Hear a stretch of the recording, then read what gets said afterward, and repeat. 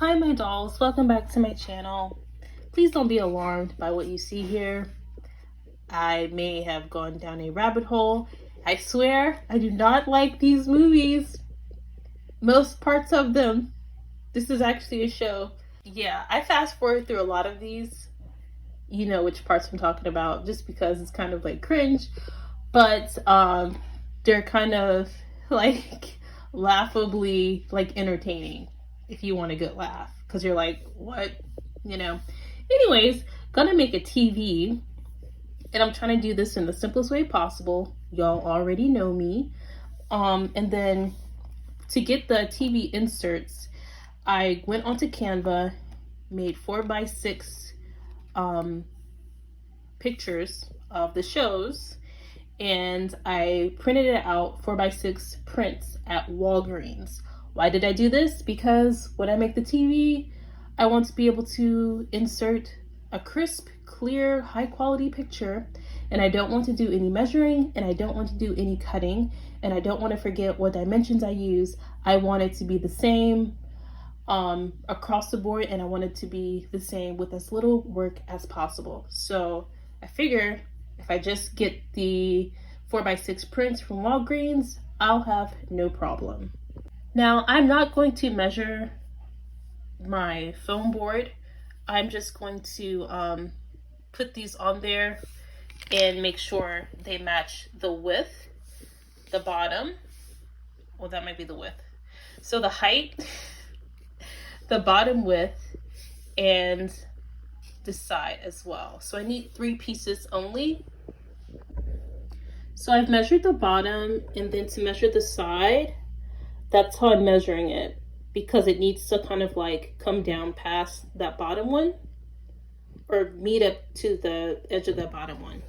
But at the top, I need it to be ever so slightly over the picture. Now I have painted this with the marker black before I put them on there. So I have this one down and this one down, and I have concluded that I need double what I cut, so that this part kind of holds it, and then this part will keep it, if I do like that, that will keep it from falling out, right? But I don't even know if I need like, yeah, I need double. Yeah. And I need one for the top at least. I didn't glue this part down yet. I'm just thinking I should probably go ahead and cut this off of the foam board to make my life easier in a second. Okay, so I think I only need 2 more of the sticks, but it has to go over the top of this part and over the top of this part. So when I measure, I have to make sure that I can attach it here and here. And that's gonna keep the picture from falling out. I told y'all I'm trying to do the bare minimum, okay? So I have this little piece that I'm going to turn into like the base of the TV, and I'm gonna try to adhere it with a piece from here. That probably won't work. Maybe I'll use like a foam piece to put that right there, just because it's thicker and there's more surface space for the glue to adhere to it. So here is how the TV came out. Try to keep it as simple as possible. So yeah, that's how it looks. I didn't bother painting the underside. That's how it looks on the back. So yeah. So now I can easily turn the channel. Yay! Cool. And there's no need to use oh Lord Jesus, something scared me, sorry. I have a random butterfly wing because I'm gonna do like some type of